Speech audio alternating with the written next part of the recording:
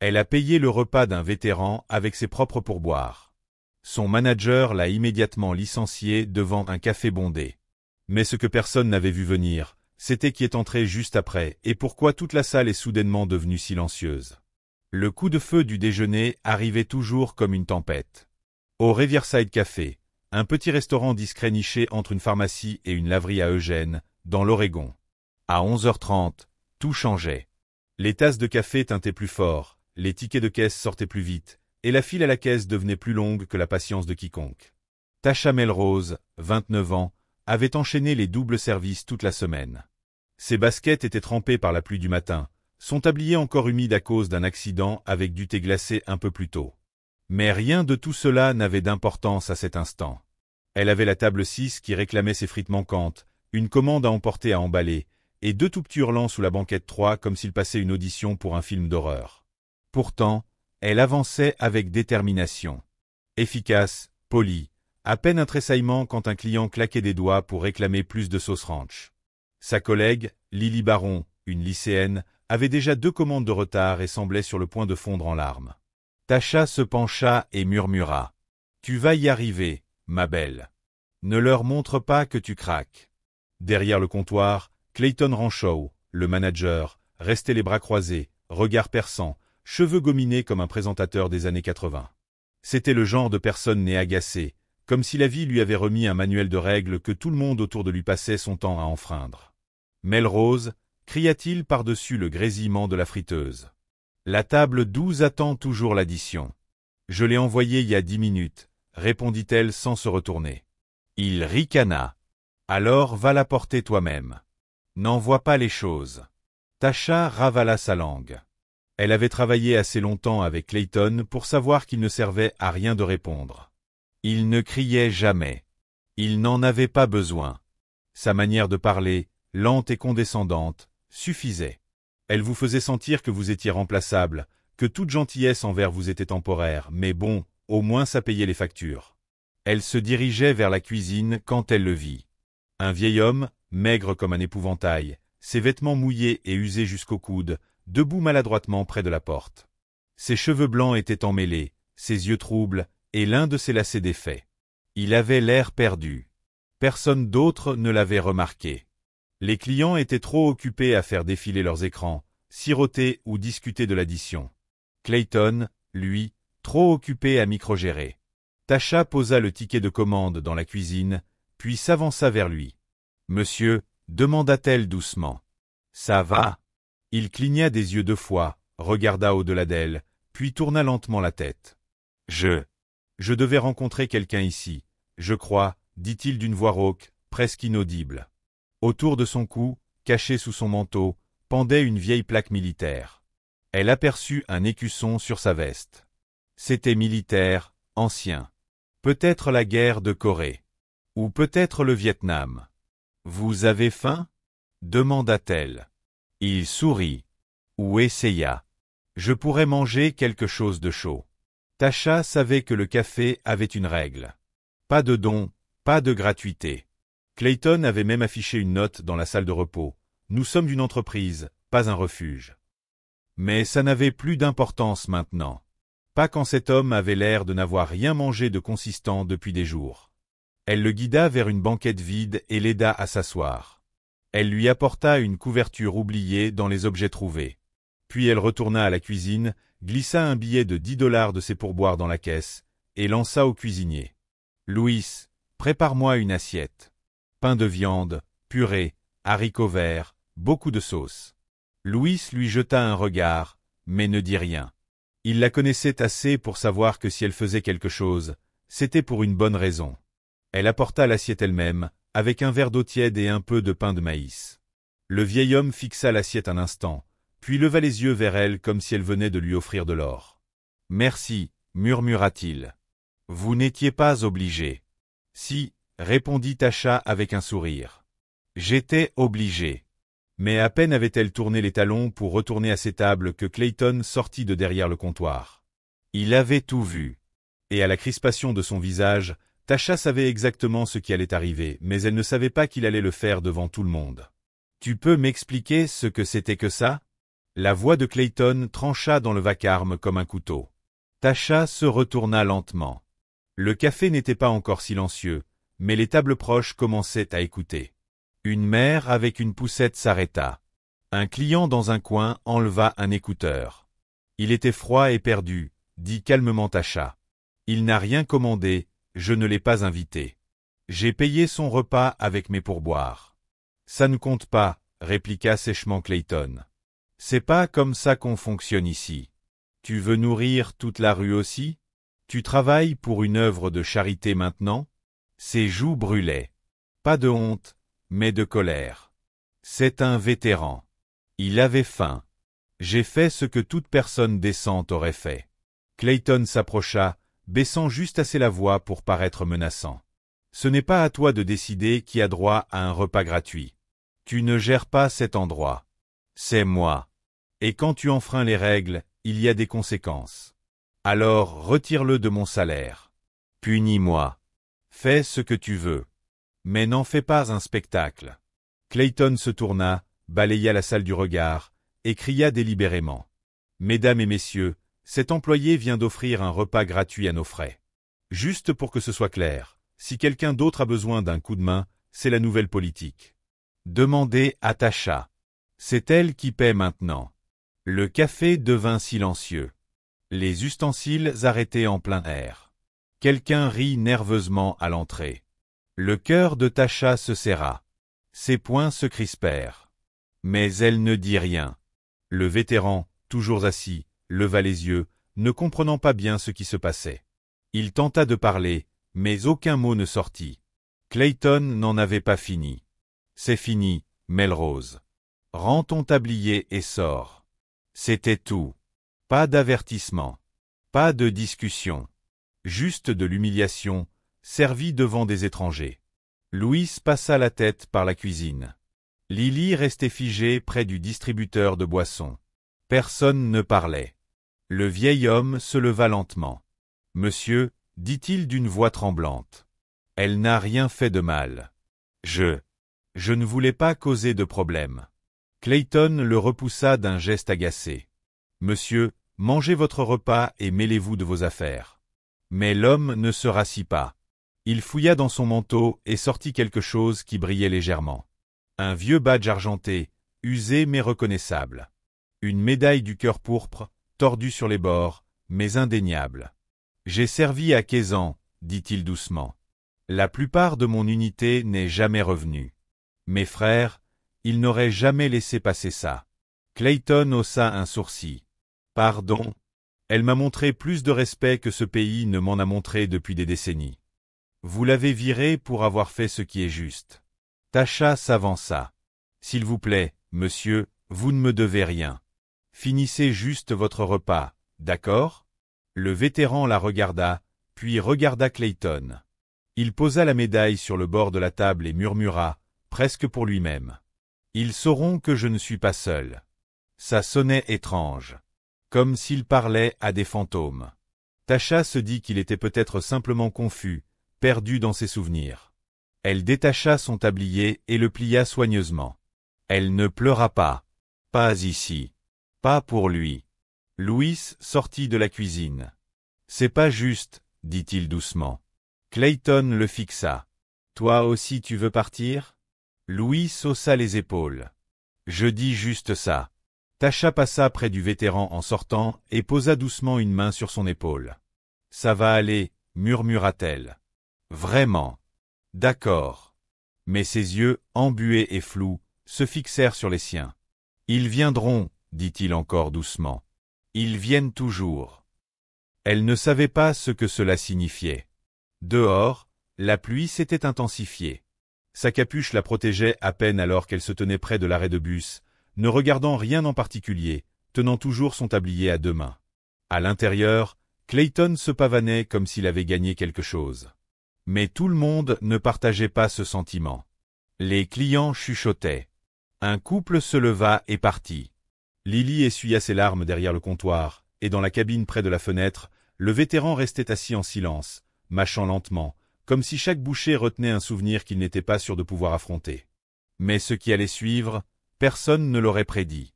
Dans le café, Clayton tenta de faire revenir les choses à la normale. Il détestait perdre le contrôle. Rien ne le mettait plus hors de lui que de voir son autorité remise en question. Alors, quand Tasha était partie sans pleurer ni supplier, sans même une vraie dispute, cela l'avait plus ébranlé qu'il ne voulait l'admettre. Il faisait les 100 pas derrière le comptoir, vérifiant l'imprimante à reçu, réarrangeant les serviettes, réprimandant Lily quand elle faisait tomber une fourchette. L'arrogance habituelle dans sa voix s'était transformée en quelque chose de plus tendu. Les clients ne riaient plus.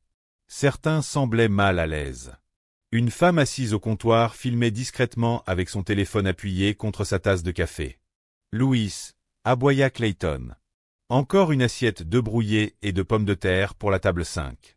On a des commandes à faire sortir. Louis ne répondit pas tout de suite. Clayton claqua des doigts vers la fenêtre de la cuisine. « Louis, tu m'entends » ?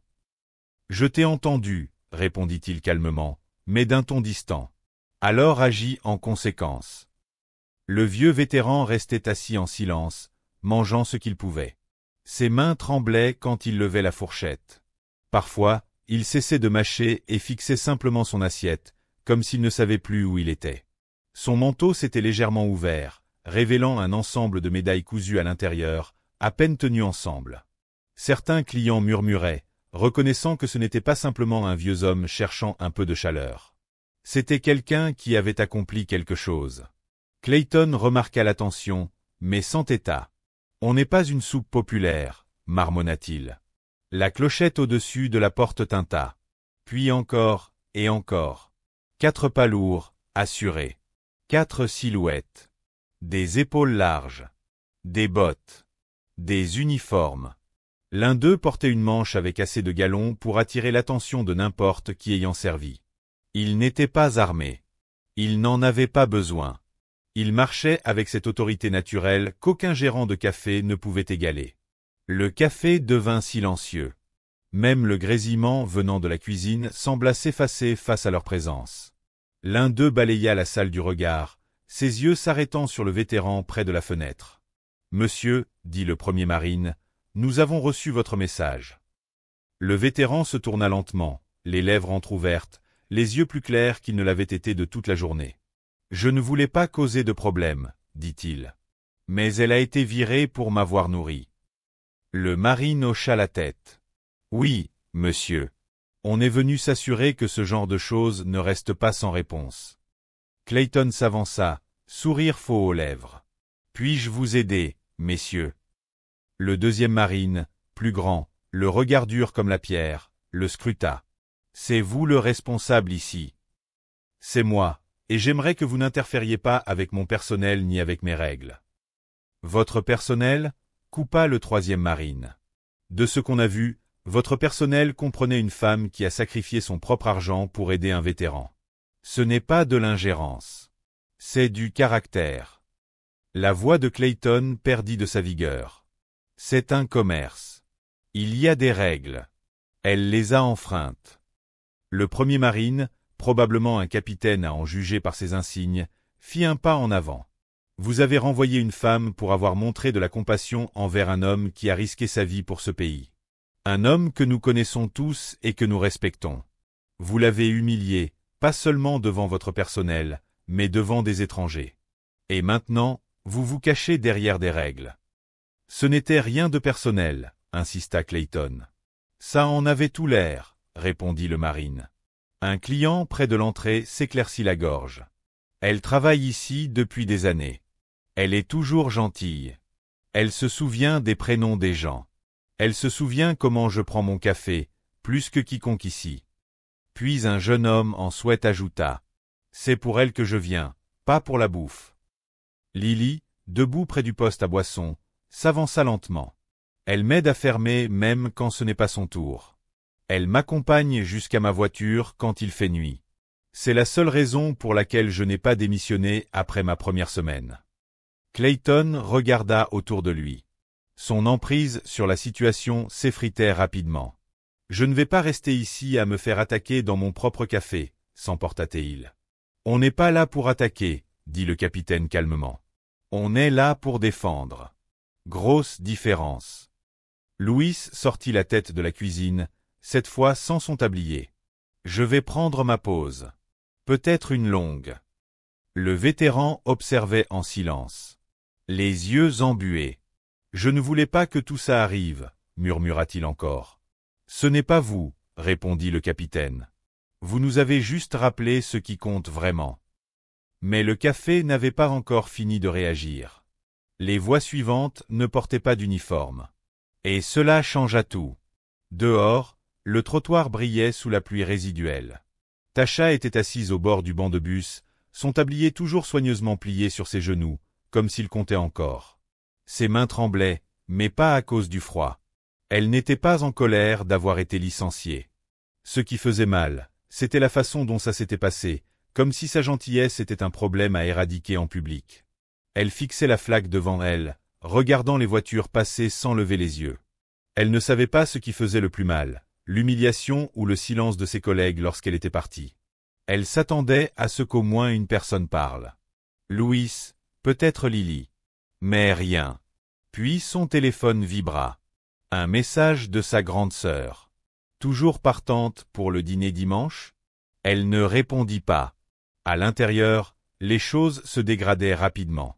Clayton tentait de reprendre le contrôle. « Très bien, tout le monde, » dit-il avec un sourire artificiel. « Reprenons vos repas. Le spectacle est terminé.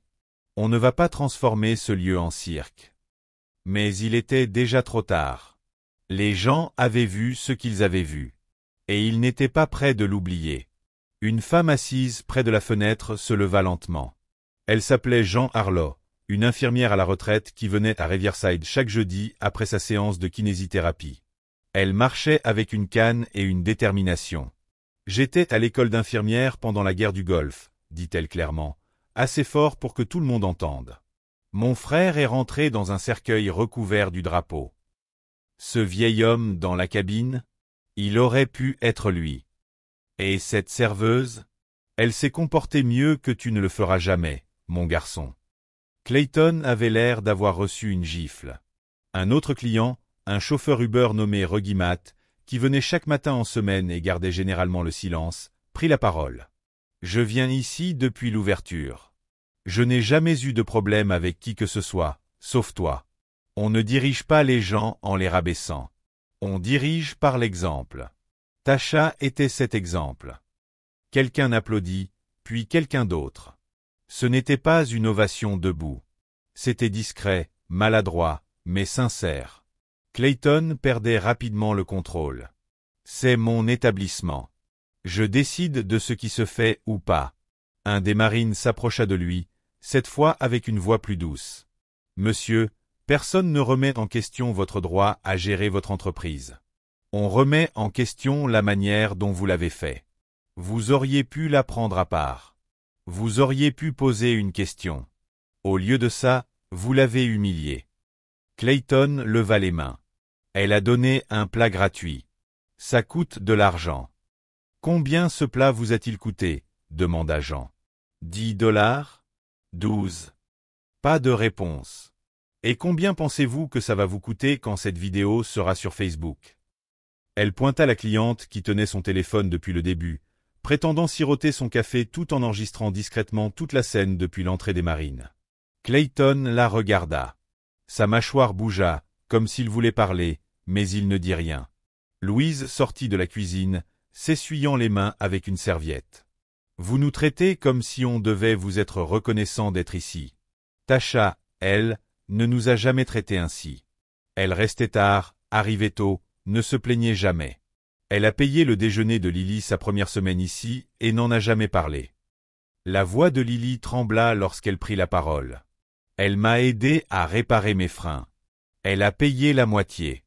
Je n'ai même pas demandé. Et voilà. » Le poids dans la pièce avait totalement changé. Clayton se tenait dans un espace qui autrefois lui appartenait, mais qui ne lui appartenait plus. Il balaya la pièce du regard, les yeux plissés. « Vous vous croyez tous des héros maintenant, hein? Vous pensez qu'elle est une sorte de sainte ?» Personne ne répondit. Ce silence était plus puissant que n'importe quelle réponse. Dans la cabine, le vétéran plia délicatement sa serviette et la posa sur l'assiette. Il tendit la main vers la médaille purpelâtre, mais un des marines l'arrêta. « Laissez-la, dit-il doucement. Elle appartient à cet endroit maintenant. » Le vieil homme hocha la tête. « Remerciez-la pour moi, murmura-t-il. Dites-lui que mes garçons n'oublient jamais. » Puis il se leva lentement, mais avec dignité, et suivit les marines dehors. Quand la porte se referma derrière eux, tout le café sembla différent, plus lourd d'un coup. Clayton fixa la serviette sur l'assiette, puis la médaille. Il ne dit rien. Mais dehors, quelqu'un d'autre attendait déjà. Quelqu'un qui n'était pas venu manger. Ce n'était pas voyant. Pas de sirène, pas de drapeaux autocollants ou de slogans sur les pare-chocs. Juste un Chevy Suburban noir qui s'arrêta silencieusement devant le café. La pluie s'était transformée en une fine brume qui accrochait à peine le pare-brise. Il resta en veille quelques instants avant que la portière conducteur ne s'ouvre avec un clic. Tasha, toujours assise sur le banc, leva les yeux par réflexe. Elle ne reconnut pas le véhicule, mais il y avait quelque chose de différent dans sa manière de se déplacer, fluide, délibéré, comme s'il appartenait à quelqu'un qui ne perdait pas de temps. Les portes s'ouvrirent une à une. 4 hommes en descendirent. Pas jeunes, pas lisses. Ce n'étaient pas des recrues. C'étaient des marines qui avaient vécu des choses et en étaient sortis avec un calme que peu de gens comprenaient. 2 étaient noirs, un était latino, un blanc. Leurs uniformes étaient propres mais portés. Leurs bottes étaient conformes, mais bien rodées. Celui qui s'avança en premier avait des galons de sergent et une expression qui forçait au respect sans un mot.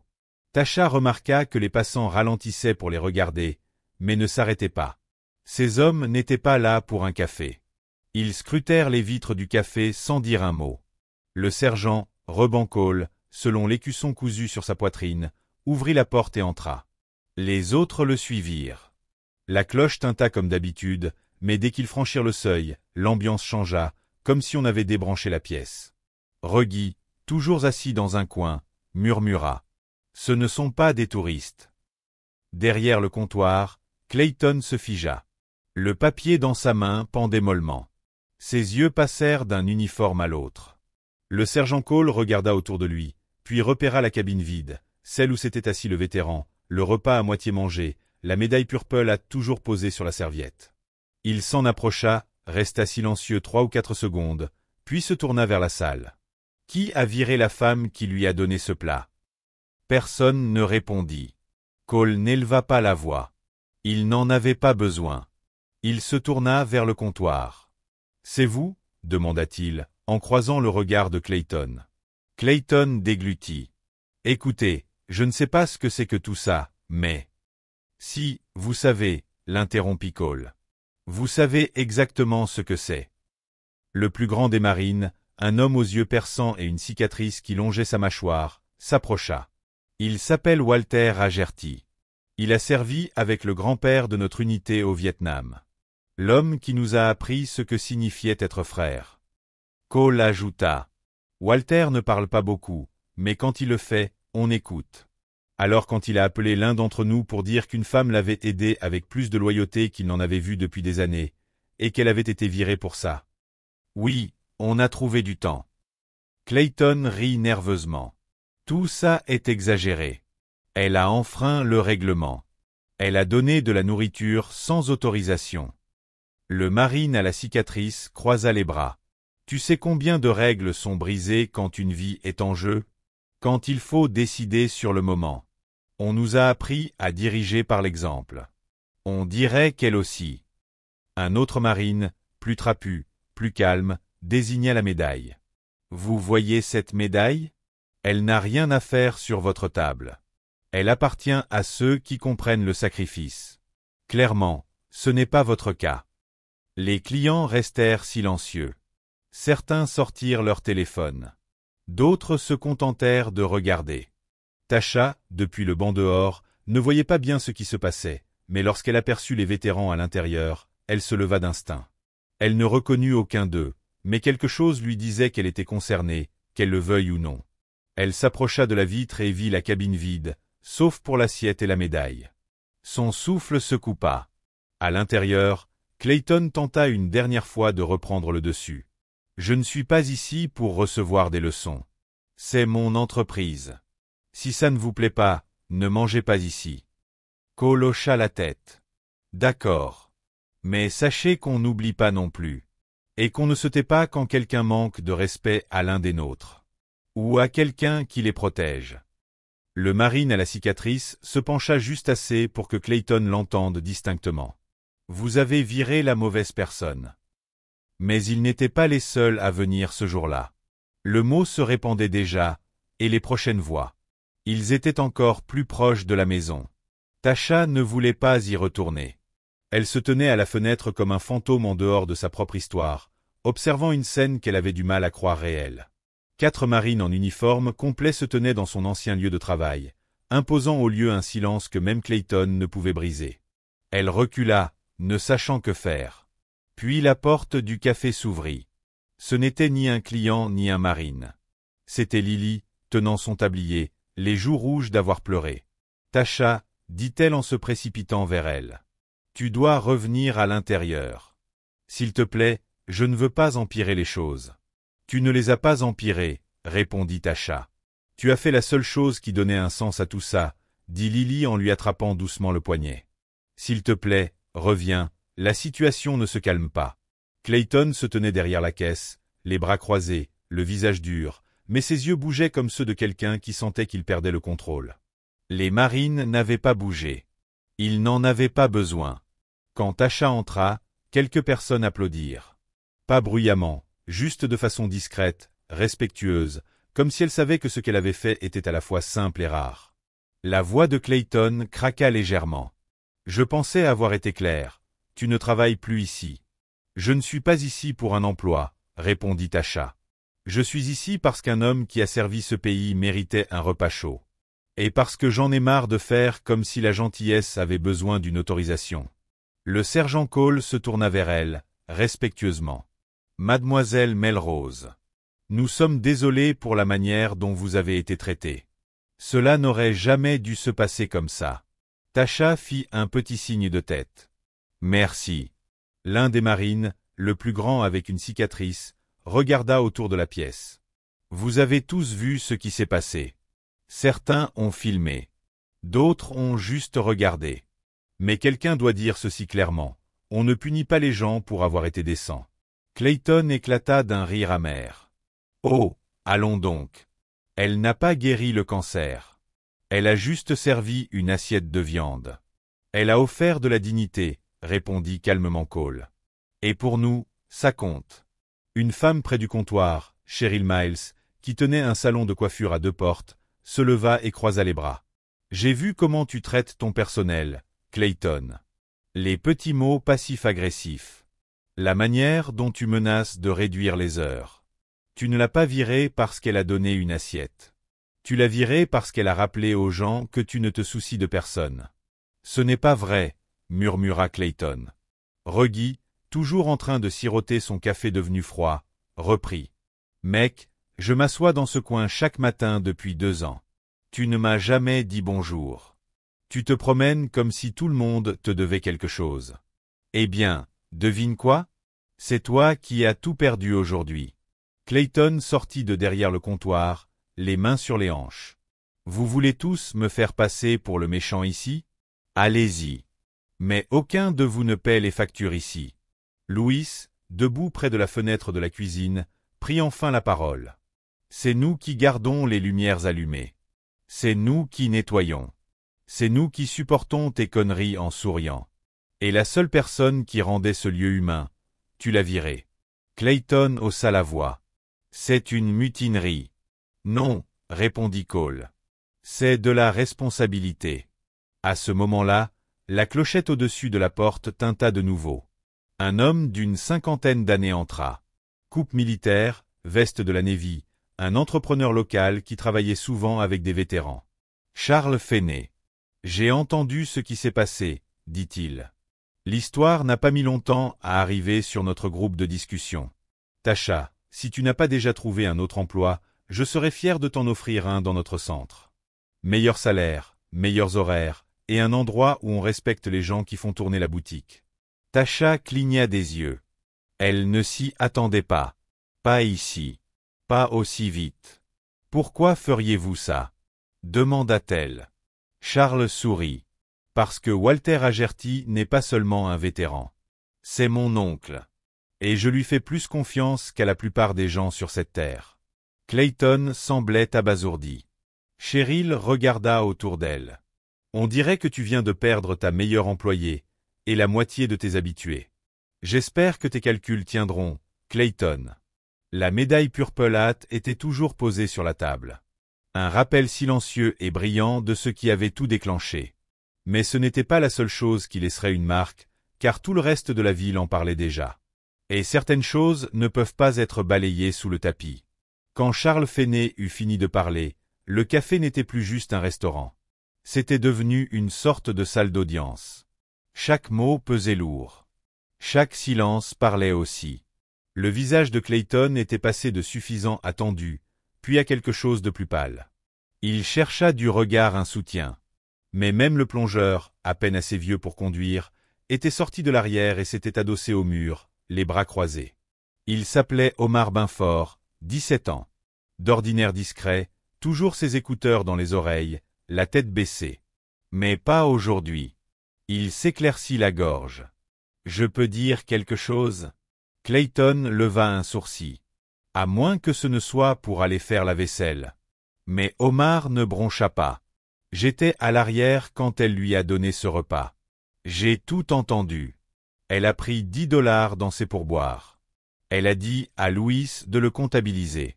Elle n'a rien volé. » Clayton ouvrit la bouche, mais Omar continua. « Et tu veux savoir autre chose ?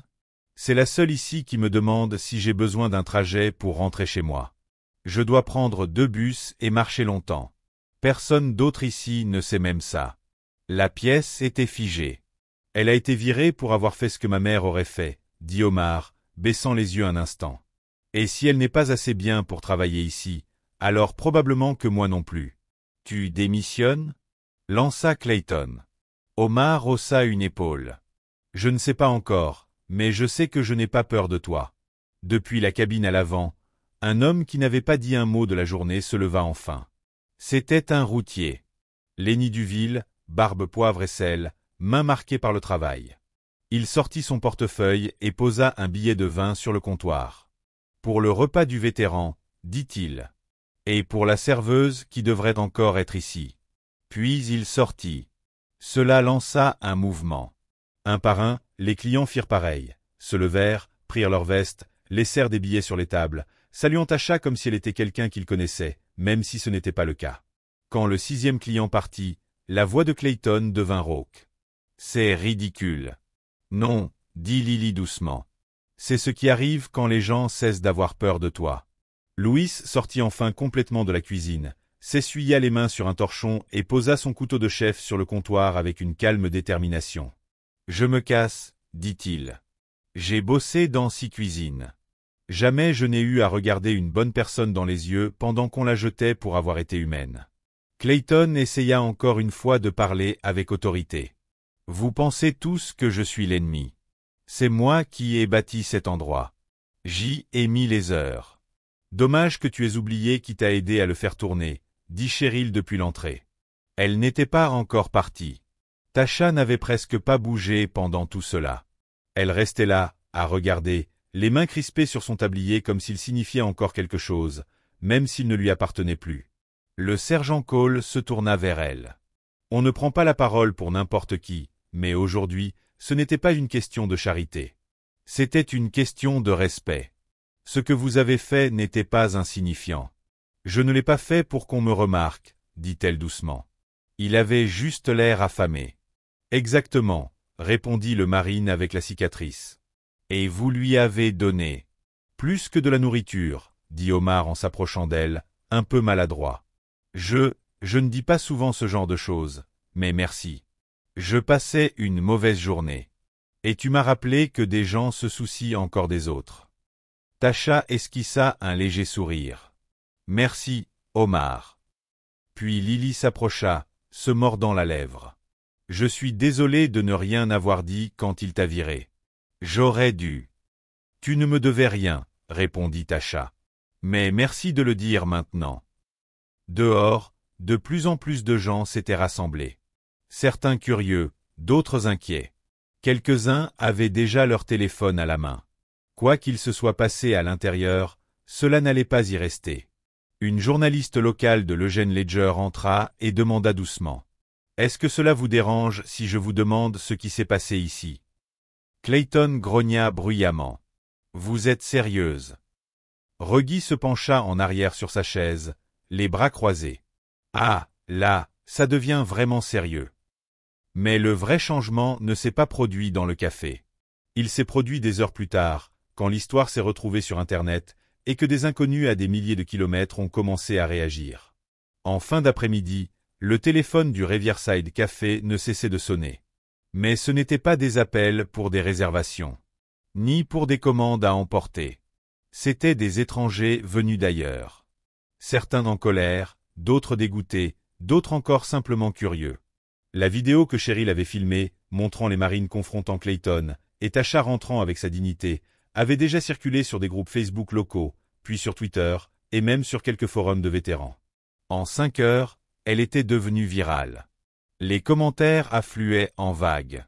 Ce manager devrait avoir honte. Elle a fait plus en un seul moment que la plupart des gens dans toute une vie. Quelqu'un, donnez-lui un meilleur emploi. Elle mérite mieux que ce trou. Mon grand-père était marine. Je mangerais n'importe où cette femme travaille. Tasha ne savait même pas que la vidéo existait avant que Lily ne lui envoie un lien ce soir-là. Elle la regarda en silence depuis son petit appartement près de la 7e avenue Ouest. Son salon tenait à peine un canapé, mais elle s'assit au bord, téléphone en main, les lèvres serrées. Elle se vit sortir du café, puis y retourner, puis prendre la parole. « Je suis là parce que j'en ai marre de faire comme si la gentillesse devait demander la permission. » Elle entendit sa propre voix et ne la reconnut pas. Pas dans un mauvais sens. Juste, différente. Plus forte qu'elle ne pensait l'avoir été sur le moment. Elle posa le téléphone. Peu après, sa boîte mail se remplit. Quelques journalistes voulaient lui parler. Un gars d'un podcast local. Quelqu'un d'une association de vétérans à Salem. Mais un email en particulier attira son attention. Objet. Opportunité d'emploi, tenez-vous à nos côtés. Signé Jordan Malik, directeur des opérations du Ageti Veteran Outreach Center. Tasha hésita avant de cliquer. Le nom Ageti la fit réfléchir. Ça devait être en lien avec Walter, le vétéran qu'elle avait servi. Et c'était le cas. Mademoiselle Melrose, je m'appelle Jordan Malik. Je supervise les opérations quotidiennes du Ageti Veteran Outreach Center ici à Eugène. Walter est un ami proche de notre fondateur et l'une des raisons pour lesquelles ce centre existe. Il nous a parlé de ce que vous avez fait. Puis nous l'avons vu de nos propres yeux. Nous sommes actuellement en pleine expansion de notre personnel d'accueil et recherchons quelqu'un avec de la chaleur, de la grâce et du bon sens. Nous serions honorés de vous avoir parmi nous. Temps plein, avantages, meilleurs horaires. Vous nous avez déjà montré qui vous êtes. Laissez-nous vous montrer le genre d'endroit qui valorise cela. Tasha le relut 3 fois. Elle ne savait pas si elle devait rire ou pleurer. Elle ne se souvenait pas de la dernière fois où quelqu'un l'avait appelée gracieuse. Elle appela le numéro au bas du message. Jordan répondit immédiatement. Mademoiselle Melrose. Oui, c'est Tasha. L'offre m'a surprise, honnêtement. Dans le bon sens, j'espère. Oui. Eh bien, votre nom circule ici toute la journée. Walter n'arrête pas de parler de vous. Je ne connaissais même pas son prénom jusqu'à maintenant, dit-elle doucement. Il se souvient de tout, mais pas toujours dans le bon ordre. Mais une chose, il l'a dite clairement. Elle m'a vu. C'est plus que la plupart. Ils parlèrent pendant 20 minutes. Jordan ne mit aucune pression. Il expliqua les missions, travail à l'accueil, aide à la recherche de services, organisation de la livraison des repas, et surtout écouter. Juste être là, présente. C'est ce que nous appelons le service. Elle dit oui avant la fin de l'appel. Le lendemain matin, elle s'habilla comme si c'était son premier jour d'école. Elle reprit le bus. Même arrêt, même météo, mais une vie différente. Le Ageti Center n'était pas luxueux, mais chaleureux. De vraies personnes, une vraie mission. Sur le mur près de l'entrée, quelqu'un avait déjà imprimé une image tirée de la vidéo d'elle debout dans le Riverside Café, les marines derrière elle. Dessous, une citation écrite au marqueur noir. On ne punit pas les gens pour être décents. Walter était là ce jour-là, assis dans le hall avec un gobelet de café et un mot croisé qu'il ne résolvait pas vraiment. « Tu es venu, » dit-il avec un petit sourire. Elle s'assit à côté de lui. « Oui, » murmura-t-elle. « J'y suis arrivée. » Mais pendant qu'elle avançait, le café qu'elle avait laissé derrière elle s'enfonçait dans sa propre chute. Car une fois que l'Internet s'empare d'une histoire comme celle-ci, les conséquences ne s'arrêtent pas à la porte. Quand le lundi arriva, le Riverside Café n'était plus le même. Le matin, il y avait peu de monde. Très peu. Seulement 2 tables occupées, par des gens de passage qui ne savaient pas ce qui s'était passé. Les habitués, eux, avaient disparu. Même ceux qui s'installaient toujours au comptoir avec leurs mots croisés et leur café noir. Disparus. Clayton était derrière la caisse, prétendant ranger des reçus, mais surtout, il essayait d'ignorer que l'endroit sonnait creux. Les chaises vides faisaient plus de bruit que les pas. Pas de file d'attente, pas de rire, pas de musique. Même la place de Louis dans la cuisine avait été remplacée par un intérimaire qui ne parlait pas beaucoup. Clayton, qui marchait toujours comme s'il possédait la rue, avait maintenant le pas plus lent, la voix plus basse. L'orgueil qu'il portait comme un insigne avait disparu. La vidéo n'était pas seulement devenue virale. Elle avait été reprise par Oregon Today, puis partagée par une page Instagram du corps des marines suivie par 2,4 millions de personnes. Un média local avait publié un article titré « Serveuse licenciée pour avoir nourri un vétéran trouve un nouveau sens au Ageti Center ». Les commentaires sous cet article étaient féroces. Honte au café. Ce manager doit démissionner. Tasha Melrose est une héroïne locale. Le vrai scandale, ce n'est pas le licenciement. C'est combien de temps il a fallu pour que quelqu'un dise quelque chose. Et pire encore pour Clayton, une pétition circulait. Plus de 15 000 signatures, et ça montait. Elle exigeait un changement de direction ou des excuses publiques de Clayton lui-même. Rien de tout cela ne semblait près d'arriver. Il tenta de réparer les dégâts. Il publia une déclaration bancale sur la page Facebook du café. Nous regrettons tout malentendu et nous engageons à traiter tous les clients et employés avec respect à l'avenir. Mais les gens n'étaient pas dupes. Un commentaire disait « Vous n'avez rien regretté jusqu'à ce que vos tables se vident ». Un autre « Vous avez perdu le cœur de votre café le jour où vous l'avez viré ». Pendant ce temps, au Ageti Veteran Outreach Center, l'ambiance était bien différente. Tasha venait d'aider une femme à remplir des formulaires pour accéder à un logement. Ce n'était pas un travail prestigieux. Pas de projecteur, pas de caméra. Mais c'était important, solide, authentique. La salle de repos sentait le café et la cannelle fraîche. Des petits pains avaient été offerts par une boulangerie locale après qu'ils aient vu la vidéo. Le personnel faisait passer des petites blagues et des mots gentils, et de temps en temps, quelqu'un tapotait doucement l'épaule de Tasha en disant « Je t'ai vu aux infos », comme si c'était une sorte de poignée de main secrète. Mais Tasha ne laissait pas l'attention lui monter à la tête. Elle savait que ce n'était pas une question de célébrité. C'était simplement qu'elle pouvait enfin respirer. Ce même après-midi, une femme entra dans le centre d'accueil, l'hésitation dans les pas. Elle semblait déplacée dans le décor. Des vêtements de bureau, un sac à main tenu comme un bouclier. « Je cherche Tasha », dit-elle à l'accueil. Tasha arriva, s'essuyant les mains avec un essuie-tout. « C'est moi. » La femme se présenta, Eileen Marsh, l'associée silencieuse de Clayton. Elle avait financé le café Riverside au départ, mais ne s'impliquait jamais dans les opérations quotidiennes. Je voulais juste dire que je n'étais pas au courant de ce qui s'était passé avant hier soir. J'ai vu la vidéo. J'ai été horrifié. Tasha hocha poliment la tête. C'est gentil de le dire. Eileen semblait vouloir se fondre dans son sac à main. J'aurais dû intervenir plus tôt, mais je ne faisais pas attention. C'est ma faute. J'ai commencé à me désengager de Clayton. Le café est en train d'être estimé. On va le mettre en vente. Les sourcils de Tasha se levèrent. Waouh, c'est énorme. Oui, je pense qu'il est temps d'avoir une nouvelle direction. La ville mérite mieux. Tu méritais mieux. Avant de partir, Eileen sortit quelque chose de son sac, une petite enveloppe.